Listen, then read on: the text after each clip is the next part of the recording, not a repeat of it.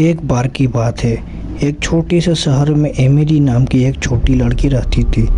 Emily हमेशा चुड़ैलों और राक्षसों की कहानी से रोमांचित रहती थी जो उसके दादा उसे सुनाया करते थे। लेकिन उसने कभी नहीं सोचा था कि एक दिन उसे खुद कुछ ऐसा अनुभव होगा।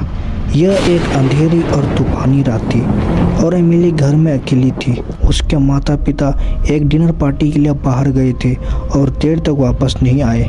एमिली ने टीवी देखकर खुद को विचलित करने की कोशिश की, लेकिन बिजली चली गई जिससे वह पूरी तरह अंधेरे में चली गई। अचानक उसने अटारी से एक आवाज़ सुनी। वह हमेशा से अटारी से डरती थी और इस आवाज़ ने उसके दिल की धड़कन को बढ़ा दिया था। एमिली ने धीरे धीरे चरमराती सीढ़ियों से अटारी की ओर अपना रास्ता बनाया। जैसे ही उसने दरवाज़ा खोला, उसने कुछ देखा जिससे उसका खून ठंडा हो गया। यह एक चुड़ैल थी जिसके लंबे उलझे हुए बाल और उसके चेहरे पर एक टेढ़ी मेढ़ी दृष्ट मुस्कान थी।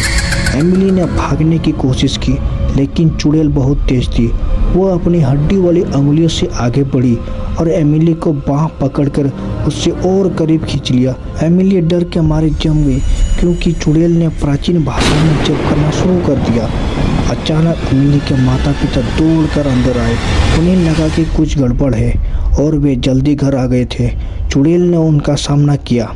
उसकी आंखें गुस्से से चमक उठी, लेकिन एमिली के माता पिता साधारण लोग नहीं थे। वे जादू टोना के विशेषज्ञ थे और वे जानते थे कि इस तरह की स्थिति से कैसा निपटा जाए। उन्होंने अपनी छड़ी निकाली और चुड़ैल पर जादू करना शुरू कर दिया, जो उनकी आंखों के सामने सिकुड़ने और मुरझाने लगी।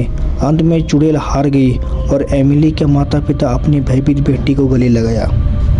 उन्होंने एमिली को समझाया कि चुड़ैलें और राक्षस से नहीं डरना चाहिए, बल्कि उनका सामना करना चाहिए। उस दिन से एमिली ने बहादुर बनना सीखा और अपने डर को कभी भी अपने ऊपर हावी होने नहीं दिया। और जहाँ तक उस चुड़ैल की बात है, उसने उस नगर में फिर कभी किसी को परेशान नहीं किया।